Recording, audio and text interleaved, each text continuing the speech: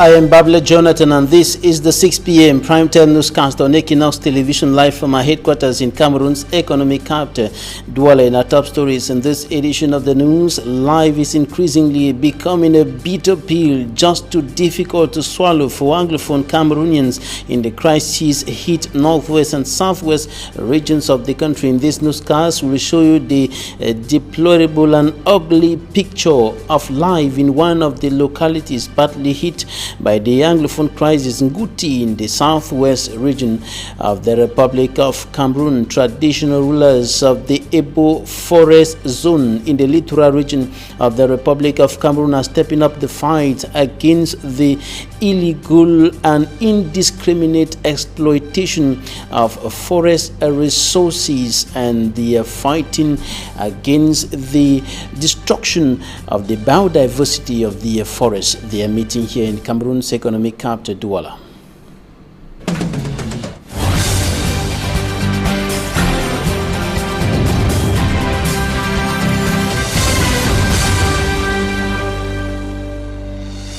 We begin this newscast in Nguti, in the southwest region of Cameroon, where life has become more or less a bitter pill, just too difficult to swallow for Anglophone Cameroonians. It is, of course, the same situation in all the parts of the two Anglophone regions of the Republic of Cameroon, hit by socio-political and security crisis for close to 3 years today. In this newscast, we're taking you to Nguti with our correspondent in the southwest region, Derek Jato, who paints the ugly picture of life in that part of the country. Abba Stephen is drying his cocoa beans on a street in Nguti subdivision. He braved the tension and the gun battles to arrive at this stage with his lone source of livelihood, cocoa farming. Before you want to see the cocoa, the commotion under hard struggle, gun shooting, we dey for inside bush, a bullet the little way for inside bush. So in a wider way, you see way, we prefer to drown for Kuntaye. My family now for you the state. He told me that his family is kept just nearby, but he will not take me there for obvious reasons. Instead, he took me round to show me what the war has left behind for them. Houses perforated by bullets. All sides, the whole place now only bullets. And abandoned in the grass. All sides. This house right behind me, access has totally been colonized by vegetation. There's grass everywhere. Of course, this particular residence has been abandoned for years, certainly because of the Anglophone crisis. And such houses, like this one behind me, are nearly everywhere here in this Nguti subdivision. Nguti has never been this empty until the Anglophone crisis came in 2016. And nothing is the same again. Each abandoned house here, I was told that its owner either left for safety, or was arrested, or has been killed. Meeting Eno Richard, he said he was just from the bush. He is sick, and he was carried by well-wishers into the bush when the tension in the town was unbearable. And now that the situation is a bit calm, he has been carried back into his home. He took me under the mango tree to tell me his story. It affected me so much because some of my brother and my friend don't die plenty. They don't die over. It affect me with poverty. Okay. Hospital they here, any function, nothing. If you want to get hospital, now right for woman they born, they carry right for a young, or sometimes for night they carry for by men. Everyone left the town when Nguti Center was transformed into a battlefield. And today, some are coming back. We know that we had already all escaped because of these political incidents. But thank God we have come back because there's peace returning to Nguti. I want everybody to come back to Nguti. Yes, absolutely. His name is Tom George Enoch, and he is the mayor of Nguti Council. Amid gunshot, his office succeeded in constructing this guest house. And today, Chaplain Jean-Marie, the senior divisional officer for Coupe Maningoba Division, is in town. And the Nguti mayor took him round to show him what the council is doing at the moment. Yeah, I was impressed. I was saying that there are very few councils who can say that they have, like the one we visited. It is encouraging, and the Lord Mayor, you have all my support. Yeah, you have all my support. The second phase will be launched in any moment from now. You have my support, and even the third phase. So it's a very great project for Nguti. Nguti subdivision is one of the most hit areas by this Anglophone crisis, and the population is crying for one thing: peace. One peace. And make Cameroon, any individual Cameroon begin, make peace be. More love, WALLA, Papa, Popo, make country, make sweet as potato. Okay, thank you. And councils in the two crisis-stricken northwest and southwest regions of the Republic of Cameroon have been paralyzed. Many of the councils have been shut down. Some of the mayors have escaped their areas, and the council activities have been brought to a halt in the town of Nguti. For example, a council session has not taken place for the past 2 years. The most recent took place, bringing together some of the councillors who had equally escaped as a result of the insecurity and the continuous gun battles, the killings and destruction of properties going on in the two Anglophone regions of the country. And when the councillors met, they were discussing on the 2020 budget of the Nguti Council, and this was coming after 2 years of dead silence. Derek Jato once more has the details. The last council session that was held here at this Nguti Council Hall was in 2017. The Anglophone crisis and the activities of separatist fighters halted everything here since then. And today councillors are coming back for the second ordinary session, devoted for the voting of the 2020 budget. To Chakri Nudi Jean-Marie, the Senior Divisional Officer for Coupe Mwaningoba Division and the Supervisory Authority of Councils in this division, the move is a positive reflection. Since 2017, this is the first time the council session has come back in the council hall. So today is a great day because this is a sign that things are coming back gradually to normalcy. The 2020 budget of the Nguti Council stands at 567,201,000 francs CFA, and during his address, Mentong George Enoch, Mayor of the Nguti Council, made it public that 59% of this budget will be assigned for investment. I said that we are going to use it for infrastructure, especially investment projects. And I am always very interested in economic projects which can bring revenue to the council. Just as you see, we've just finished with the guest house. At least it will bring revenue to the council.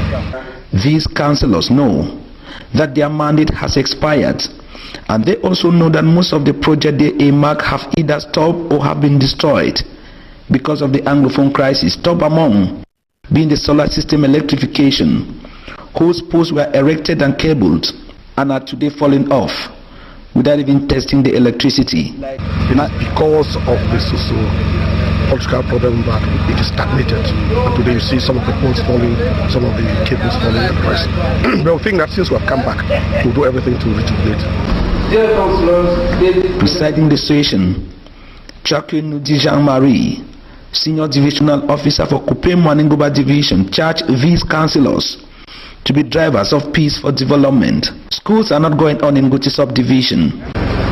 As the people representative who we are, we should stop at nothing to sensitize our population on the need for our children to go back to school.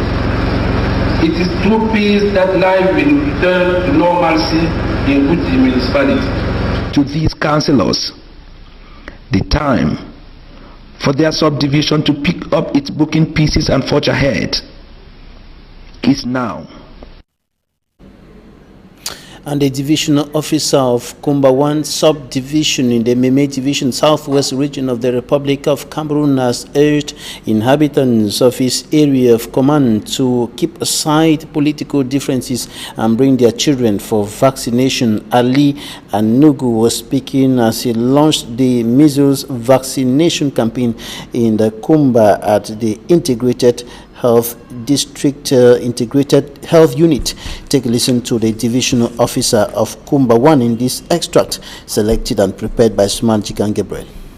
Calling on the population of Kumba 1 Central Subdivision in particular, and Meme Division in general, to massively come out with their children and give this exercise the importance it deserves. I have told them that measles, when they come, they don't have geography, no religion, no political affiliation.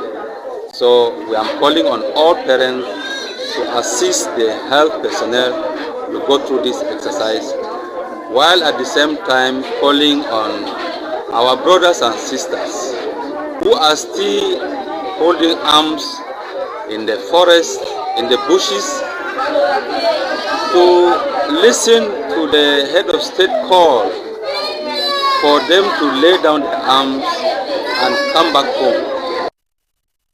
The district medical officer equally spoke to us, and he elaborated on the importance of the measles vaccination campaign, urging parents to bring their children for the vaccination. Take a listen. 2016 there was non-registered, but in 2017 we had 4 health districts that were affected. In 2018 we had 4 health districts again which were affected. And in 2019, we've had 42 health districts affected. That shows that if we don't do anything now, probably the whole country will be affected by 2020. And rubella, or German measles, we've had 42 cases just this 2019. That's why we have to do the vaccination.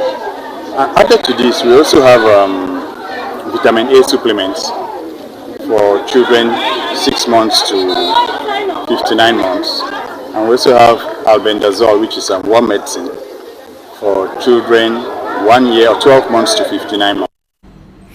And the Ngumu District Hospital in the central region of Cameroon is in urgent need of renovation and equipment, and the structure that stands in the midst of a bushy area now appears abandoned. For me, Armstrong Sander has more. The Ngumu District Hospital is sick. Visiting the Ngumu District Hospital for the first time, one will think he or she is in a mechanic workshop. An old structure, seemingly abandoned in a vast and unkept environment, taken hostage by tall grass. The director of the health unit, Dr. Christian Meva, says the Ngumu District Hospital defended its name over time and is now sick in all its services and sectors, though he believes such problems are common with health structures of the 3rd category in Cameroon. Accompanied by the divisional officer for Ngumu subdivision, our cameras felt on the maternity ward where equipment reminds visitors of the yesteryears. The logistics accountants say a lot is lacking in the hospital, and a premature baby, for example, cannot be taken care of by the hospital. The Ngumu District Hospital also faces the problem of an epileptic electricity supply. Hospital officials say the inconsistent electricity supply has contributed to the destruction of the few equipment in the health unit. The health structure has a standby generator, but hospital officials say fueling the machine is a challenge. They say the generator is only used when there is an emergency. Water supply is also facilitated by the presence of this structure, but the efficiency remains problematic as water cannot be pumped to the different units and buildings of the structure. The challenges of the Ngumu District Hospital were presented to the new divisional officer for Ngumu subdivision, who promised quick actions. The Ngumu District Hospital is sick and in need of a doctor. The new director of the health unit has spent 2 months at the helm of the structure, but the greater part of his time has been spent in Yaoundé in search of a solution to the hospital's numerous problems. And school officials in the Douala 4 municipality have urged the new divisional officer of that administrative unit to provide solutions to the plethora of problems plaguing that part of Cameroon's economic capital. Among the problems are bad roads, the poor hygienic state of several parts of the municipality, and of course insecurity. Hemini Luga reports. The Douala 4 Council area is one which highly faces security threats in the economic metropolis. From pickpocketing to night armed robbery, locals live in fear. And this is a situation which affects persons of all sectors, schools inclusive. We are faced with a lot of insecurity, both at day and at night. We have rascals who come around and disturb our students, taxers, and many of them. So if the DO can put in place some order, especially in the Douala 4, Uri 4, we'll be very happy. That aside, some neighborhoods in the council area are as well highly challenged at the level of sanitation. Garbage at times dumped along roads and drainages, potholes and standing water becoming suitable habitats for mosquitoes, without leaving out the disposal of waste by some big production companies in the municipality. We are sick, really sick in Bonandale because of this order that comes always to disturb ourselves, and we are always sick. And this brings us plenty of problems. So we are requesting the DO to maybe meet the abattoir and discuss with them how they can dispose this waste so that it should not affect the inhabitants of Bonandale. Worries of this sort presented to Dauda Isa, Divisional Officer of Douala 4, who inspected nursery, primary and secondary schools within his area of command in a bid to evaluate the learning atmosphere of students. Some school heads have it, there is more to ease the learning process. If the roads are good, the buses will come early to school and studies, learning will go on in a conducive environment because the children would have come to school on time. But with bad roads, the children come to school at 8 o'clock, at 9 o'clock, and the parents complain. Assist us, especially when it comes to the taxes that we have to pay for all what we do. We'll be very grateful if that is done. Nous sommes venus voir le cadre et le personnel dans le... Dauda Isa, Divisional Officer of Douala 4 years, says he descended to the schools to see how pupils and students are faring. C'est ça l'objet de notre visite. The divisional officer ended his tour, taking into consideration remarks and pleas of school heads within the schools visited. Emini Luka reporting the Cameroon's forest resources and biodiversity are threatened by illegal hunting and lumbering and other unsustainable human activities that contribute to what experts have qualified as alarming rates of biodiversity degradation. One of the areas harboring a rich biodiversity threatened by the unfriendly human activities is the Ebo Forest. It covers 2,000 kilometers square, cutting across the Nkam and Senegal Maritime divisions in the littoral region of the country, and this is why the Association of Traditional Rulers of the Ebo Forest Zone is mobilizing its members against the alarming degradation of the biodiversity of their forests and historical and cultural values of the people. The traditional leaders of the Ebo Forest Zone are being edified on their role in the sustainable forest exploitation and the protection of the forest by experts of the Ebo Forest Research Project in Douala. In the meantime, they are urging governments to create the Ebo National Park or Forest Reserve. It is a project that has been on the government's table for more than a decade now, and we have an extract of some of the participants and experts. The first is Egoge Ebwe, is the project manager, Ebo Forest Research Project, and postdoctorate doctoral research fellow, and of course an official of the Ministry of Forestry and Wildlife, speaking in the following extract. It's a unique and special place because it's one of those rainforest habitats which is the biggest in the Gulf of Guinea biodiversity hotspot. and it has a lot of species of, conservation importance. So we find 11 species of primates that are found in this forest, and many of these primates are in danger of, being extinct. And if they actually go extinct, it's not just the animals that will go, many plants will go with the animals. Our traditional hula are really implicated in the conservation of our biodiversity. And you can see we have sensitized the population of the necessity for them to preserve these riches that they have. And today, if you listen to the speech of the head of the traditional leader, they have understood the importance of preserving their resources. So they told that they are waiting for the creation of a national park, and the representative of the governor of the littoral region assured them that soon they will have their national park.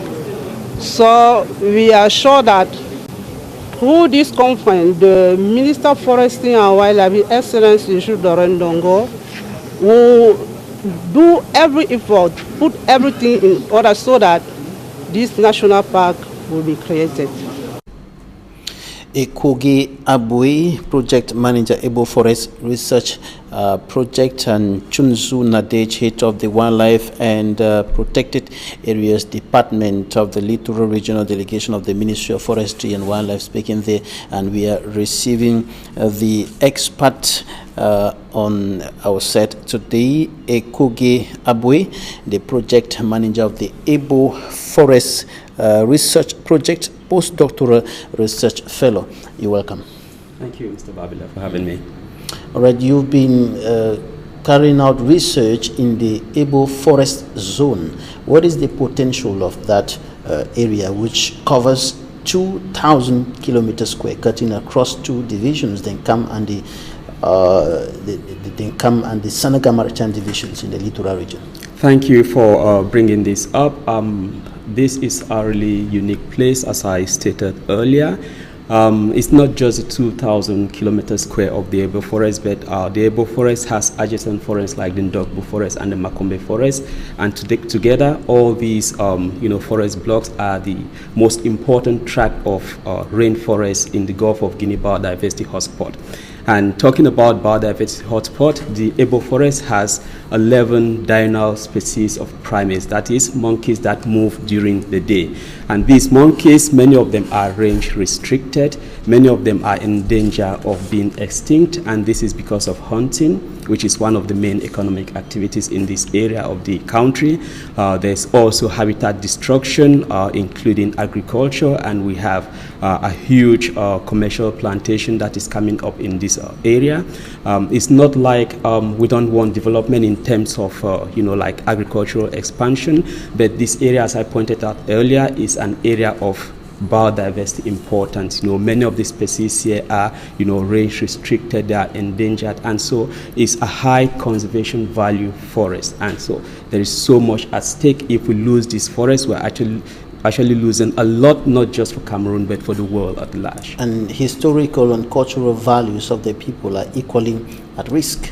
There's so much enshrined in this forest. This forest harbors the Banens and the Bassa tribes that are in more than 40 villages around the forest, and up to the late 1950s, 60s, there used to be villages inside the proposed Ebo National Park, and what we find, we'll find so many relics, including ruins of buildings. There is a bell that we found in the area, pottery. There's a lot of culturally significant relics to the Banen and the Bassa tribes, which are all enshrined in this forest. And so conserving all of these, we are actually conserving our history, our biodiversity, our geography, because in the area you find wonderful landscape, including waterfalls, inselbergs. There's a lot at stake in this area, which can be a potential for development, not just for the local people, but also for the country at large. And one good thing is that the local community communities, the grassroots communities are recognizing the fact that these resources are important for their development, are important for the development of future generations as well. And you're talking about the conservation of these resources, and the people depend on their hunting, their farming activities and so on. When you're talking about conservation, what are you saying? Should they stop these activities? Oh, definitely no. I mean, these people have been living for so many years, for millennia, with these resources, and these resources are an integral part of their livelihoods. But what the problem is today is this commercialization of the product. So, for instance, this area has now become a huge source of the bushmeat, which is sold in Douala and places. And so many of the young people in these areas now, because they are supplied with ammunition, they are supplied with, guns and all, go into hunting, which they think, is an easy way of getting a living. And this is not sustainable because the animals are actually dying out. The animals are actually, getting wiped out. And in the long run, they will not have anything to live on. So it's something that we all need to realize. Go about this so activities? They need to carry out, more sustainable activities like agriculture. So we are not against agriculture. Nobody can be against agriculture, but the mass, destruction of huge chunks of forest of high conservation value to put maybe palms or rubber, which in itself is not as, is not as priceful. Does not have the same price or the same value as the forest you're cutting down. Is not right. All right, the people are expecting government to establish a national park in that area, or a forest reserve in that area, and this is a project that has been on the table of the government for more than a decade, about 14 years today. What is happening? Yeah, I know the government takes its time to actually carry out projects that will be well implemented, and I know before long this project will come to fruition. But before that, the resources have to be conserved. And one thing I'm happy about is that the local people who are around the area are now taking up the fight, like national park or no national park, protected area or no protected area. We have to conserve our rich biodiversity, and this is what we are actually seeing today. What would be the importance of the national park? So if we have a national park, it will also bring that element, that arm of the government, to sensitize the people more, to bring in law enforcement, to bring in development, because a national park comes with infrastructure, a national park comes with jobs, a national park comes with, tourism. There is research tourism, there is wildlife tourism, so there are a lot of things that will come to the local populations if, a national park were to come to an aid into the area. And it will be a win-win situation because the biodiversity will be preserved, which many of, these unscrupulous users are now depending on, and, the people will have the forest and the people will be able to live better, and the government will actually be able to sell the image of Cameroon abroad. All right, Egoke Aboy, you are a primatologist. Yes. You are specialized in the study of primates, opetostyle monkeys, and you're the project manager of the Ebo Forest Research Project. Thanks for coming. Thank you so very much. Thanks for having me. On to something else now, ladies and gentlemen. We're going to be talking about the Minister of Public Contracts of the Republic of Cameroon, who has promised contractors executing works in the Bafoussam in the west region of the country linked to the African Nations Cup that the government will not tolerate any irregularities in the execution of those projects. Ibrahim Talba Mala made the declaration after several contractors complained that the delays witnessed in the execution of the projects as a result of delays in the disbursement of money for the execution of the projects. We have details with Smanjik and Gebre. Construction works of sites in Bafoussam West region expected to host a venue of the African Nations Cup 2021 are still not over. Reasons why Bafoussam wasn't retained for the 2020 African Nations Championship (CHAN) to be hosted by Cameroon.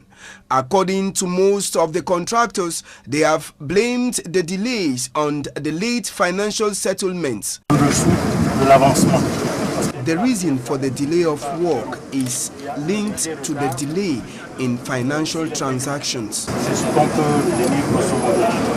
The Minister of Public Contracts, who was visiting these sites in Bafoussam, has reassured the different contractors that the delays will be a thing of the past. We were made to understand that some of the contractors had problems linked to delays in financial transactions. There are things we are going to put into order very soon so that the deadline will be respected. Thank God the rains have also gone, so the contractors will gain in time. Que soit les retards ni l'imputation du retard, c'est l'ensemble du Cameroun. The visit of Ibrahim Talba Mala in the West region was an opportunity for him to visit also some sport infrastructures, roads and hospitals as the clock ticks slowly towards the 2021 African Nations Cup to be hosted by Cameroon. Talking Point is up next.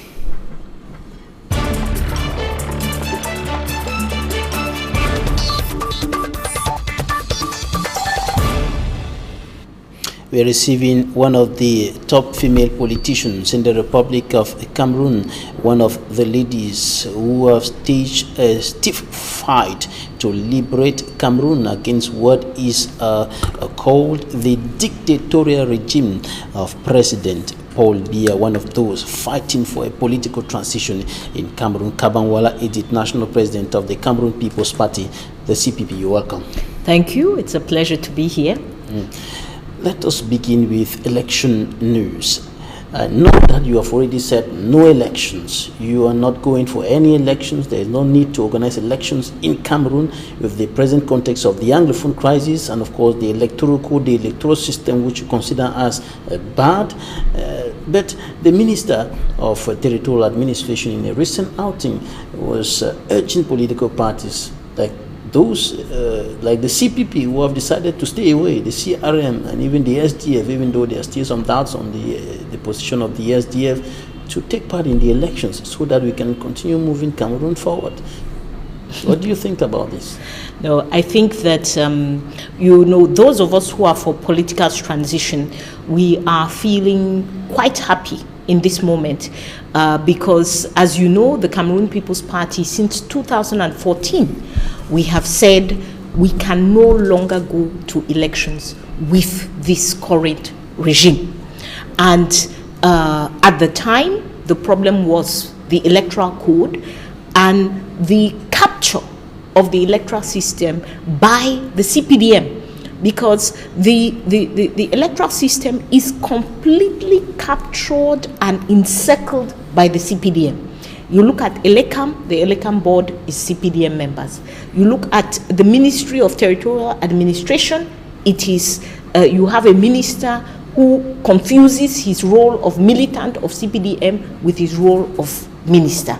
You look at the Constitutional Council, CPDM. So you cannot be going to a competition with somebody who is owning all of the referees and therefore the entire process. That has been the case for the last 30 years in Cameroon.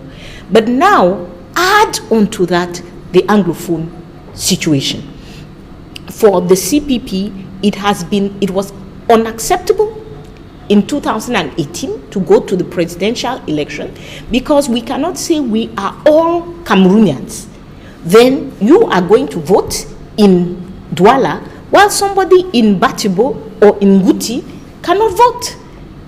And it is not to say that a country cannot carry out elections if one part of the country is is having a conflict. But this must at least be discussed at national level and decisions taken. We cannot just, Cameroon behaves as if there's no problem in the northwest and southwest, and we just keep going to elections, putting people's lives in danger. A political scientist, member of the CPDM, former member of government, said to me, those who are saying that there should be no elections are saying that they don't want democracy anymore. Those who are saying that there should be no elections are saying that they don't want to continue solving problems through the democratic way. What do you have to say about this? On the contrary, we are true believers in democracy and in elections. If you believe in something, you don't go in for something which is using that label, but it is not that thing. In Cameroon, what we have are not elections. Elections means you have a level playing ground. Everybody has the same chance as you are starting off. You have a neutral referee who can determine who has won or not. So once you do not have that, it becomes a betrayal for you to decide to go to elections when these are not elections. What will be held? What happened? Why did some of our colleagues pull out at 24 hours to depositing their candidatures? Because they discovered that when you go just to get your document signed to be able to compile your file, it is something which is horrendous. But this has been the case for some time. And that is why at the level of the CPP, we say no. What we want is the end of this regime. We don't want to discuss with them. We don't want to go to elections with them. We don't want to have anything more to do with them. We want to bring them to an end, and we want them to step down quietly and give us a chance to build Cameroon's democracy. They have failed at it for 37 years. Let them step down and allow us to have a chance to build this country. Some government officials think that parties like the CPP and of course the CRM and others who are saying no to elections, who are saying the Biya regime should quit, President Paul Biya should leave the Unity Palace and hand it over to somebody else. You people are working against the nation. That's what they think. You're working against the nation. You want to destabilize Cameroon. You are threatening the peace of the country and so on.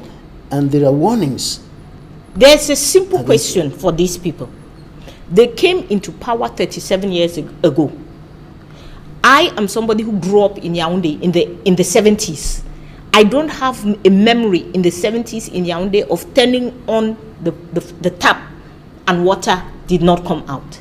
Today there are numerous neighborhoods in Yaoundé where you don't have water to drink. They took over this country. Cameroon's educational system, health system were amongst those that were quoted in Africa as exemplary. Today, when you study in the Cameroonian system, you go somewhere else, they question your degree. When they took over this country, we had never ever heard of such a thing as Cameroonians shooting one another. Today, we count dead bodies on a 24-hour basis. We track the dead bodies. A few months ago, it was 1,000. Then it moved to 2,000. We are almost getting to 3,000. The question I have for these people is, who is destabilizing the country? Who is destabilizing the country? They who are committing these acts, or we who are denouncing them? Who is destabilizing the country? Government thinks that you're the one who wants to create chaos and so on. They have created the chaos. They are in power. Somebody who is in power, they are sitting on a chair. They have all the money. They have all the legislative power. They have all the military power. They have all the executive power. How can you hold everything? You are in control. And you don't even discuss with anybody else. You don't even want to hear advice or suggestions from anybody else. You are sitting, you have all the power, you are exercising it in a way that you don't want to consult with any other person, and you say somebody else is destabilizing. How are they destabilizing? They have destabilized Cameroon. They have destabilized Cameroon completely. Today, I am a 54-year-old woman. I can tell you that the Cameroon of today is not the Cameroon of my childhood. They have completely destabilized the country. Cameroon used to be a country when I went to school, when I went to university. I went to university in the United States. I was the last generation. We never used to dream of staying in somebody's country. We knew we had a wonderful country that we'll come back home to. Today, Cameroonians are taking the Mediterranean, taking the desert and so on to run away from their own country. Who has destabilized the country if it is not those who are ruling the country? Okay, you're saying that the President of the Republic cannot solve this problem. His government cannot solve this problem, and of course you think that the whole government should quit and hand over to somebody else. If you were in power today, what will you do, KABANG, WALLA, Edith? The first thing in the program of political transition that we have, one is that we must stop and talk to each other as Cameroonians. We have now, at this stage in our history, we have created so much enmity amongst Cameroonians. We have Anglophone, Francophone divide. We have divide amongst ethnic groups. We have divide amongst those who are in power and those who are not. We have to sit down together, dialogue together, a real national dialogue, not the type of cinema that they organized in Yaoundé. We must sit down together and we must put everything on the table to ask ourselves, which type of country do we want? What are our principles? What are our values? What is our identity? Francophone, Anglophone, all of those things are things which happened to us through colonialism. That was not our history. This is what the colonizer has left us. Now we must be able to sit down and say, out of what the colonizer left us, what do we want to keep? What do we want to put away? These are questions of national dialogue. How do we want to organize our state? We are agreed in the vast majority of Cameroonians that we no longer want a centralized state. The centralized state has failed us. So how is it that we organize the state? Whether we are federating it, whether we are decentralizing it, we know that we have to take two things: power and money from Yaoundé to the regions. So we know that we have a lot of work to do to reform institutions. There is too much power today in the executive. You cannot have somebody who is president to have swallowed the other arms of government. You cannot have somebody who is president. He is president. He is still the one who decides alone the judiciary. He does not consult anybody. You know, I travel, I go to so many African countries, even countries which you consider almost like a dictatorship like ourselves. But at least in those countries, if a judge is nominated by the president, he must be approved by the parliament. We have a country where we have concentrated all powers into the hands of one person. So there is so much work to be done, and that is why we are calling on Cameroonians today. This government is never going to solve the problems. We should stop looking to the government for answers. The answers are now for us as Cameroonians. If you are not involved in a movement today, get involved. The problem is not going to solve itself. We are not going to get solutions by sitting back and folding our hands and waiting for people who have been messing up for 37 years. Right. It's time to get involved and let us actually make this transition happen. Your comments on some of the recent incidents in the town of, or in the northwest and southwest regions of the country. The lecturers of the University of Bamenda on strike over insecurity, growing insecurity, and of course, you must have heard about the killing of a humanitarian worker in that part of the country, and also the strike of lawyers over a bill that was tabled in Parliament on the use of the English and the French language, which they thought that the use of the English and the French languages in that way, as defined by that law, was going to be another attack, another threat to the common law system and the common law culture in the English parts of the country. And we heard that bill was withdrawn. There was also the attack, the gun attack on a plane, an Airbus of Cameco. When you look at these incidents happening now, what do you think about the future? You know, let's first talk about these incidents of insecurity. And what you realize is that this government has the habit, this regime, it has the habit, instead of treating a problem at the root cause, instead of actually sitting down and saying, what is the Anglophone problem? And how do we bring the Anglophone population to talk about its problems, to find solutions, and put the form of the state on the table? On the contrary, what do? They organize some grand national dialogue where the people who are upset, those who are separatists, they are not sitting there. The people who are fighting, they are not sitting there. The head of state himself is not sitting there. So it's all a masquerade. And when you have that type of masquerade, it means you have not solved the problem at the root. So what happens? You continue to have violence. You continue to have kidnappings. You continue to have now a plane being attacked. We will not solve this problem until we sit down and actually go into the history, into the injustices, into the discrimination, and agree consensually, agree together that this is the way out that we are taking as a nation. KABANG WALLA, Edith, National President of the CPP, thanks for your time. Thank you. A pleasure to be here as usual. Thanks, ladies and gentlemen, for staying with us.